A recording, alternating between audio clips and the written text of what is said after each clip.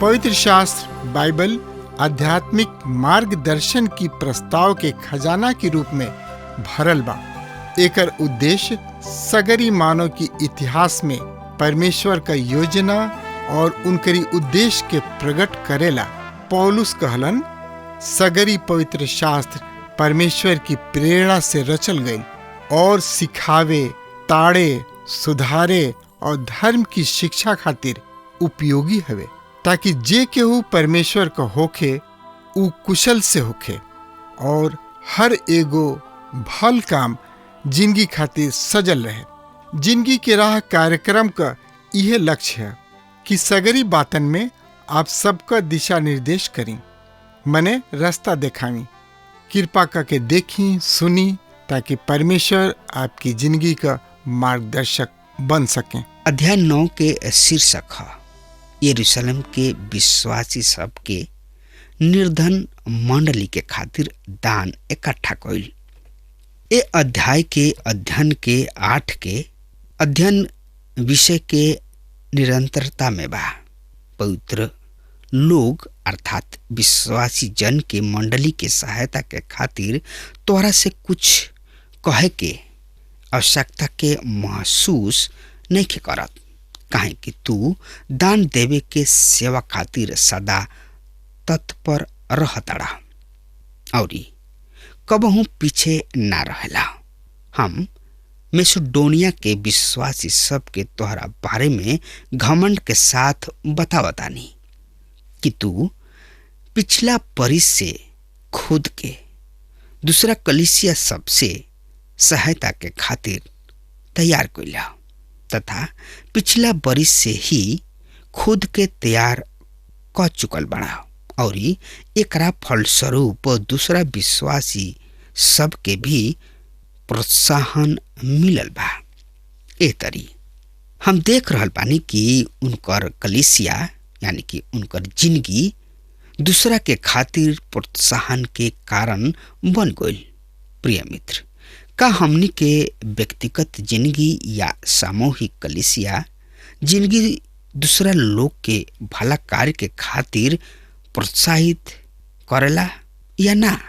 इस सब हमरा और रउआ खातिर विचार करे जोग बात बा, काहे कि विश्वासी सब के समूह के मुख्य कार्य करे खातिर यह बा कि वो अन्य लोगन के या दूसरा विश्वासी जन के भला कार्य के खातिर प्रोत्साहित करे। हम ऐसे बहुत लोगन के देखतानी जौन की स्थानीय कलीसिया के सदस्य हमें, पर उ दूसरा लोगन के अनुचित कार्य करे खातिर उकसावेलन। उ एक दूसरा के आपस में एक दूसरा के विरुद्ध भड़कावेलन और उ अपना ओह नीचता में यहाँ तक सफल हो जाले कि विश्वासी सब के समस्या के अविश्वासी सब तक पहुंचा देले, अर्थात कलीसिया के साधारण झगड़ा अदालत सब में पहुंचा देले। प्रिय मित्र, यदि रुआ खुद के कोनो भी कलीसिया यानी कि स्थानीय कलीसिया के सदस्य बतावतानी और ए तरीके घिनौना काम में सौनाइल बानी शामिल बानी, तो अपना आप के जांच करी, अपना खुद के जांच ली और कलीसिया अर्थात मसीह के बदन के हानि पहुंचावे के ई गंभीर अपराध कइला के कारण प्रभु परमेश्वर से क्षमा मांगी और अपना अपराध से फिर के उचित राह पर चले शुरू करी। पहला कुरिन्थियों के 3 अध्याय के 17 पद रो खातिर चेतावनी जोग ई पद है। यदि केहू परमेश्वर के मंदिर के नष्ट करी तो परमेश्वर ओकरा के नष्ट कर दी है, काहे कि परमेश्वर के मंदिर पवित्र है और ऊ तू हवा। प्रिय मित्र, श्रोता, भाई बहन, रुआ परमेश्वर के देह के हानि पहुंचा के अधिक समय तक मौज मस्ती नहीं उठा सकत। इससे हमार प्रिय भाई बहन, परमेश्वर के हाथ में पड़े से पहले ही अपना बुरा जिंदगी से फिर के और अपना पाप से पछताप क के अपना पिता परमेश्वर से मेल मिलाप कर ली। एकरे में राउर भलाई बा।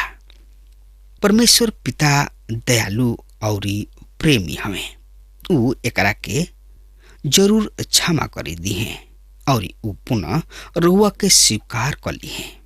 अब चौथा पद में हम एगो रुचकर कथन के पढ़ रहा बानी।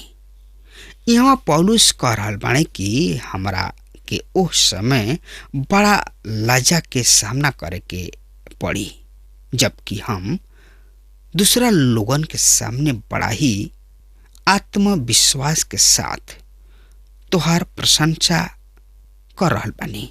पर जब वहाँ देखल जाई कि तू सुसमाचार के सेवा खातिर कोनो दान ना दिहला, तो हमरा लज्जा तथा श्रम के सामना करे के पड़ी। इससे पौलुस ओहनी लोग से कहताने कि तू पहले से तैयार पावल जा, ताकि तोहनी लोग पर हमार घमंड कोई बेकार ना जाए। प्रिय श्रोता, मित्र, भाई बहन, दिल खोल के दान दिहल आदमी के वास्तविक माप दंड है और ये सिद्धांत के कोनो भी स्थानीय कलीसिया के खातिर भी प्रयोग कइल जा सकता। दिल खोल के यानी कि मुट्ठी खोल के कोनो भी कलीसिया के आत्मिक दशा के वास्तविक ई परख है, काहे कि जे परमेश्वर के उदारता के जानता, अधिक अनुभव कइले बा, ऊ आपन दान दिहल तथा अन्य लोगन के सहायता करे में उतना ही अधिक उदारता दिखावेला। प्रिय श्रोता, मित्र, भाई बहन, हाँ, याद राखी, मसीही दान के संबंध हमरा मोक्ष, मुक्ति, उद्धार से नहीं खे। ई दान मोक्ष प्राप्ति के पश्चात शुरू होला, जौन की संभवतः हमार प्रतिफल के निर्धारित करे में केहू सहायता कर सके। हम ऐसे बहुते स्थानीय कलीसिया सब में जाइना। हम देखले बानी कि कुछ स्थानीय कलीसिया बहुते स्वस्थ बिया, ऊ महान क्रियाशील तथा व्यवहारिक कलीसिया है और हम ओह बात के पौनी की ऊ उदारता पूर्वक यानी कि दिल खोल के दान देवे वाली कलीसिया है। हम ऐसा सब भी कलीसिया देखले बानी जौन की आत्मिक रूप से मुअल बिया और हम इहो देखले बानी कि ऊ सहायता करे के तथा उदारता से दान देवे में कोनो प्रकार की रुचि न रखेला। केहू ऐसा कहले बा कि दान देवे वाली कलीसिया जीवित कलीसिया है। ए तरी दान दिहल हमनी के आत्मिक दशा के दर्शावेला और सुसमाचार के सेवा खातिर दान द्वारा सहयोग कइल आत्मिक परिपक्वता के दर्शावेला। मित्र, अब हम देख रहल बानी कि ई विश्वासी जन यरूशलेम के निर्धनता कलीसिया के सहायता देवे के प्रण कैलस। प्रिय मित्र, प्रत्येक आदमी जे प्रण करेला ओकर प्रण ओ आदमी तथा प्रभु के बीच होला। ये तरी ई प्रण आदमी के खातिर ना पर परमेश्वर के खातिर अर्थात प्रभु यीशु मसीह के साथ कइल गइल ई वाचा है। ऐसे ओह प्रण के पूरा करे के चाही। ऐसा बहुते लोग बाड़े जौन की उत्तेजना वश प्रण यानी कि प्रतिज्ञा भरल कार्ड के तो भर देले, पूरा करे में आनाकानी करेलन। ए विषय में भी संत पौलुस यही अध्याय के 7वां पद में हमनी के कुछ शिक्षा दी है। 5वां पद में संत पौलुस बता रहल बाने कि दान उदारता पूर्वक दिहल जाए, काहे कि ई प्रभु के खातिर दिहल जा रहल बा।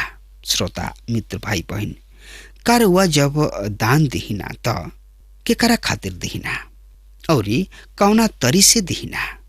कारवा प्रभु के उदारता पूर्वक दिहिना या कुड़कुड़ा के दिहिना? मित्र, त एकरा बारे में जानकारी खातिर रुआ हमरा संगे आपन पवित्र शास्त्र बाइबल निकाल ली। दूसरा कुरिन्थियों 9 अध्याय 6 पद से लेके 11 पद इस तरी से बता रहा बा। सुनी ध्यान से, हम पढ़ रहा बानी। अब हम ई कहतानी कि जे तनकी सा बोवेला उ तनकी सा ही काटेला, यानी कि काटी, और जे अधिक बोवेला उ अधिक काटी।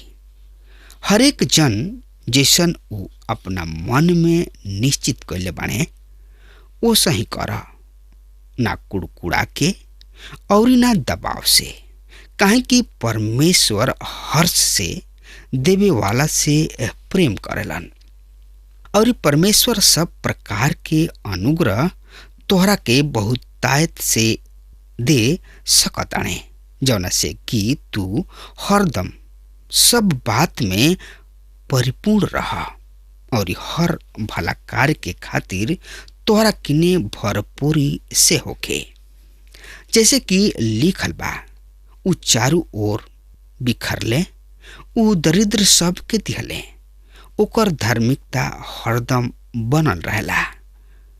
अब जवन की बोए वालन के बिया और भोजन के खातिर रोटी देले, बोए खातिर तोरा के बिया दी हैं और तोरा बिया के बढ़ाई हैं और तोहार धार्मिकता के फसल के वृद्धि करी हैं।